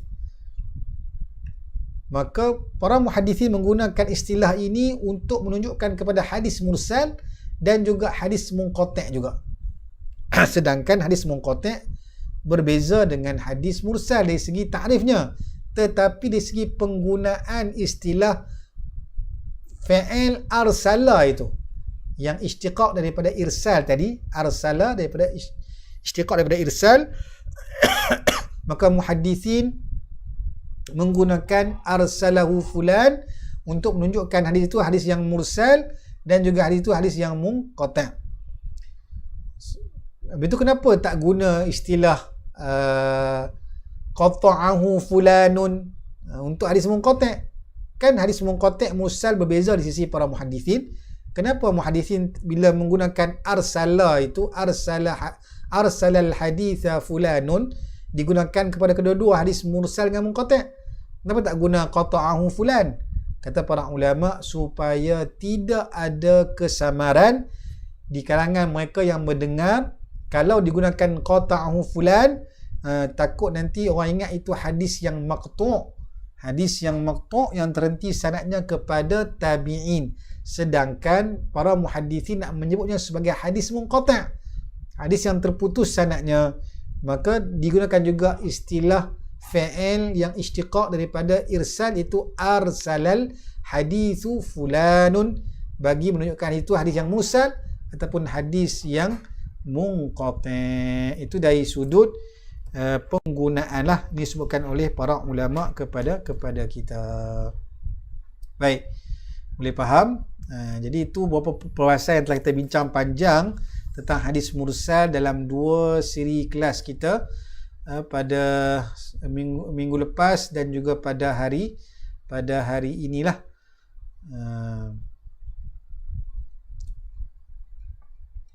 Dan di sana terdapat kitab-kitab yang juga menghimpunkan tentang hadis mursal ini, antaranya kitab Marasil karangan Imam Abu Dawud As-Sijistani rahimahullahu ta'ala. Itu antara kitab yang menghimpunkan tentang hadis mursal. Baik, wallahu alam. Jadi kita berhenti setakat ini dahulu. InsyaAllah akan datang kita akan sambung lagi bait yang ke-16 ini bagi menyambung perbahasan hadis gharib. Jadi kesimpulannya, maka hadis mursal ini yang ditarifkan oleh para muhaddithin ialah apa yang dirafa'kan, yang diangkat oleh para tabi'in kepada baginda Nabi sallallahu alaihi wasallam, sama ada tabi'in itu tabi'in saghir, tabi'in kabir, mengangkatnya kepada baginda Nabi sallallahu alaihi wasallam dengan syarat dia tidak mendengar hadis tersebut daripada baginda Nabi sallallahu alaihi wasallam, yang mana kait ini penting. Ikatan tentang tabi'in yang tidak mendengar langsung daripada baginda Nabi ini bagi mengeluarkan akan tabi'in yang pernah mendengar langsung daripada baginda Nabi, iaitu seperti At-Tanuhi sebagai utusan Herakl kepada baginda Nabi. Kemudian bila Nabi wafat, maka dia masuk Islam, maka dia jumpa Nabi dalam keadaan dia belum Islam. Kemudian bila Nabi wafat, maka dia masuk Islam, maka sudah sahlah dia menjadi tabi'in, tetapi riwayatnya menjadi mausul, tak menjadi mursal. Dan juga di sana terdapatnya sahabat Nabi yang saghir seperti Muhammad bin Abi Bakr, yang dia melihat baginda Nabi ketika masih kecil, belum memayis lagi, ketika Hajatul Wada', maka dia sahabat menjadi mursal. Dia seperti marasil kibar at-tabi'in. Walaupun dia sahabat Nabi, tapi dia menjadi mursal sebab dia tidak mendengar langsung daripada baginda Nabi, cuma baginda Nabi sallallahu alaihi wasallam. Maka ta'rif para muhaddithin yang mentarifkan hadis mursal ialah ma rafa'u tabi'i ila nabi, itu lebih tepat berbanding dengan ta'rif ma saqat minhu sahabi saqat yang disebutkan oleh Nazim rahimahullahu ta'ala, sebab barangkali yang digugurkan itu bukan sahabat saja, mungkin ada di kalangan para tabi'in yang lain, wasitah lain, sehingga sampai kepada baginda Nabi sallallahu alaihi wasallam. Dan yang telah kita bincangkan tentang hukum hadis mursal yang terbagi kepada 3 oleh sisi para ulama. Yang pertama di kalangan para fuqaha, di kalangan Imam Abu Hanifah, Imam Ahmad bin Hanbal dan para pengikut mereka, iaitu mereka berhujah dengan hadis mursal secara mutlak. Pandangan yang kedua, pandangan di kalangan jumhur muhaddithin, juga di kalangan para fuqaha dan juga usuliyin, yang berpegang untuk tidak berhujah dengan hadis mursal ini, sebabkan tidak diketahui perihal saqit tadi, perihal yang dimaksufkan tadi. Mungkin sahabat, mungkin tabi'in, mungkin thiqah, mungkin tidak thiqah. Sebab itu tak diterima. Tetapi pandangan yang ketiga, pandangan Imam Syafi'i rahimahullahu ta'ala dengan tafsil. Kalau cukup syarat pada hadis mursal tadi dan juga mursil tadi, maka hadis mursal boleh dijadikan sebagai hujjah dengan syarat yang disebutkan oleh Imam Asy-Syafi'i rahimahullahu ta'ala. Wallahu alam. Naktafi bihadzal qadr. Maka kita akhiri dengan sama-sama kita membacakan selawat kepada baginda Nabi sallallahu alaihi wasallam. Allahumma salli afdalas salatin ala as'adi makhluqatika sayyidina Muhammadin wa ala alihi wa sahbihi wa sallim adada ma'lumatika wa midada kalimatika kullama ذكرك الذاكرون وغفل عن ذكره الغافلون. اللهم صل أفضل الصلاة على أسعد مخلوقاتك سيدنا محمد وعلى آله وصحبه وسلم عدد معلوماتك ومداد كلماتك كلما ذكرك الذاكرون وغفل عن ذكره الغافلون اللهم صل أفضل الصلاة على أسعد مخلوقاتك سيدنا محمد وعلى آله وصحبه وسلم عدد معلوماتك ومداد كلماتك كلما ذكرك الذاكرون وغفل عن ذكره الغافلون. Baik, jazakumullahu khairan katsira. Terima kasih kepada semua yang sudi bersama-sama untuk kita berada dalam majlis pembacaan ataupun majlis pengajian kitab Taqrirat Saniyah ini dalam ilmu mustalah hadis. Mudah-mudahan kita semua diberkati oleh Allah SWT. Ini akan kefahaman untuk memahami ilmu mustalah hadis yang mana bertujuan untuk berkhidmat dengan hadis dan juga sunnah Nabi sallallahu alaihi wa alihi wa hadha wa astaghfirullah azim wa lakum. Assalamualaikum warahmatullahi wabarakatuh. Tangguh dengan tasbih kafarah dan surah wal asr. Subhanakallahumma bihamdika asyhadu an la ilaha illa anta astaghfiruka wa atubu ilaik. Bismillahirrahmanirrahim. Wal 'asr innal insana fi khusr illa alladhina amanu wa 'amilus solihat wa tawassaw bil haqqi wa